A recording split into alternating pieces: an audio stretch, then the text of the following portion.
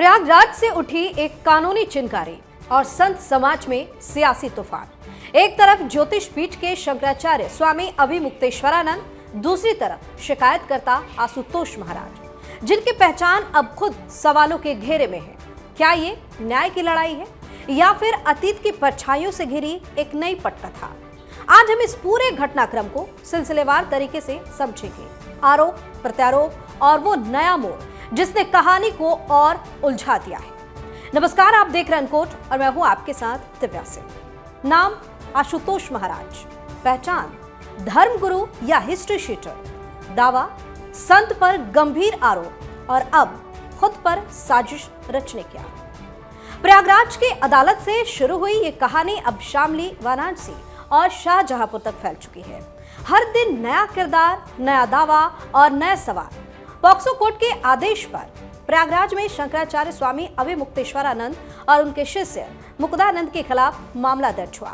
FIR दर्ज होते ही देश भर में हलचल मच गई। लेकिन जैसे जैसे मामले की परतें खुली, शिकायतकर्ता आशुतोष महाराज की पृष्ठभूमि चर्चा का विषय बन गई। कौन है आशुतोष महाराज? इस तरह के सवाल उठने लगे हैं। तो इसका जवाब आपको इस स्टोरी में हम देते हैं। आशुतोष महाराज का असली नाम अश्विनी पांडे उर्फ आशुतोष पांडे बताया जाता है। उनका जन्म उत्तर प्रदेश के शामली जिले के कांधला कस्बे में हुआ। पुलिस रिकॉर्ड के अनुसार वे कांधला थाने के हिस्ट्री शीटर रहे हैं। सूत्रों का दावा है कि गिरफ्तारी और कानूनी दबाव से बचने के लिए उन्होंने नाम बदला और फिर सन्यासी का वेश धारण कर लिया। स्थानीय पुलिस रिकॉर्ड और सूत्रों के हवाले से उन पर 21 से 27 मुकदमे दर्ज होने की बात कही जाती है। इन पर दुष्कर्म का मामला, जज के फर्जी हस्ताक्षर से गैर जमानती वारंट जारी कराने का आरोप, यूपी गोवध अधिनियम के तहत केस, गो तस्करी मामले में रिश्वत देने की कोशिश, मंदिर और जमीन पर कब्जे के आरोप, जिनमें शाकुंभरी सिद्धपीठ से जुड़ा विवाद भी बताया जाता है। हालांकि इन मामलों में अदालत में क्या स्थिति है, यह न्यायिक प्रक्रिया का विषय है। इस पे ज्यादा चर्चा नहीं करेंगे। बताया जाता है कि 2022 में इन्होंने जगत गुरु रामभद्राचार्य से दीक्षा ली। वर्तमान में श्री कृष्ण जन्मभूमि मुक्ति निर्माण ट्रस्ट के अध्यक्ष बताए जाते हैं और कृष्ण जन्मभूमि बनाम शाही ईदगाह विवाद में पक्षकार भी हैं। उनकी तस्वीरें यूपी के डिप्टी सीएम ब्रजेश पाठक और मंत्री ए.के. शर्मा के साथ भी वायरल होती रही। रिपोर्ट्स के अनुसार जेल में रहते हुए भी उन पर फर्जी पत्र जारी करने का आरोप लगा।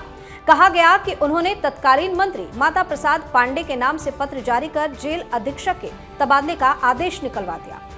यह भी दावा है कि 18 साल की उम्र में उन्होंने झूठे हलफनामे के आधार पर लोकसभा चुनाव लड़ने की कोशिश भी की थी। इन सब के बीच एक नया नाम सामने आ गया है, रमाशंकर दीक्षित। मूल रूप से शाहजहांपुर के रहने वाले रमाशंकर दीक्षित ने चौंकाने वाला आरोप लगाया है।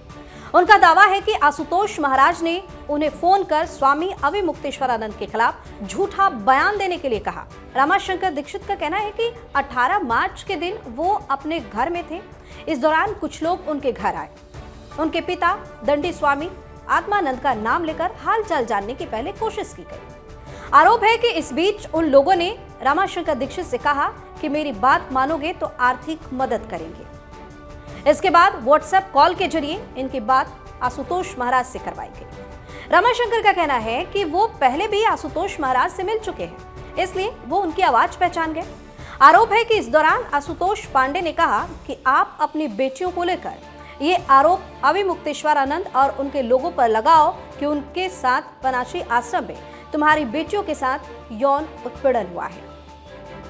लेकिन जब उन्होंने ऐसा करने से इनकार कर दिया तो उन्हें धमकी दी गई। रमाशंकर का कहना है कि जब उन्होंने इनकार किया तो धमकी दी जाने लगी। रमाशंकर दीक्षित का कहना है कि पिछले 2 से 3 दिनों से मीडिया में शंकराचार्य के खिलाफ चल रही खबरों ने उन्हें बुरी तरह से झकझोर दिया है।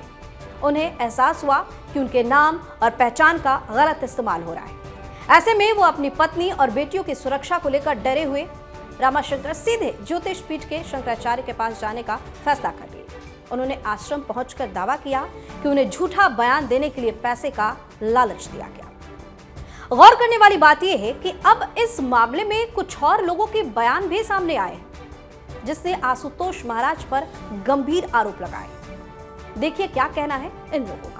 आशु उर्फ अश्वनी ये एक क्रिमिनल टाइप व्यक्ति है और इसके अपराध में इसका पूरा परिवार इसका साथ देता है। परिवार आपराधिक किस्म का है। इसका छोटा भाई जो बलात्कार के जुर्म में 8 साल की सज़ा हुई है वो भी जमानत पर बाहर है। इसका छोटा भाई है वो भी इसी उसका आदमी है। ये तो सर एक हिस्ट्री शीटर बदमाश है और मेरी इसकी दीवार एक ही है।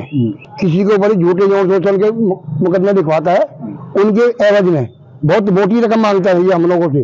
2 मुकदमे मेरे ऊपर भी लगे हुए हैं। इसकी वजह से मैं अपना घर बार छोड़ करके सब बर्बाद हो चुका हूँ। इसकी वजह से मैं एक इसकी बहन लगा रखा है जिसने बलात्कार के मुकदमे मेरे ऊपर लिखवा रखे इसने। मेरा इसने रास्ता बंद कर दिया, मेरा मकान पर कब्जा कर दिया इसने। जाकर के देख लो आप मेरे वहाँ कि बहुत पीड़ित है इससे यार। तो देखा आपने कि किस तरह से ये लोग आशुतोष महाराज का कच्चा चिट्ठा खोल रहे हैं। बता दें कि अब ये मामला 2 स्तरों पर खड़ा है। पहला, शंकराचार्य और उनके शिष्य पर दर्ज पॉक्सो केस। दूसरा, शिकायतकर्ता पर झूठा बयान दिलाने की कथित साजिश के आरोप। कौन सच बोल रहा है, कौन साजिश का शिकार है और क्या यह सिर्फ कानूनी लड़ाई है या इसके पीछे धर्म और राजनीति की गहरी चालें हैं। फिलहाल जांच जारी है। अदालत और पुलिस की प्रक्रिया ही अंतिम सच्चाई तय करेगी। लेकिन इतना तय है कि मामला सिर्फ एक एफआईआर नहीं बल्कि आस्था, प्रभाव और विश्वसनीयता का परीक्षा बन चुका है। आप अपनी राय हमें कमेंट करके जरूर बताएं। चैनल को सब्सक्राइब करें, वीडियो को लाइक और शेयर जरूर करें। बहुत बहुत धन्यवाद।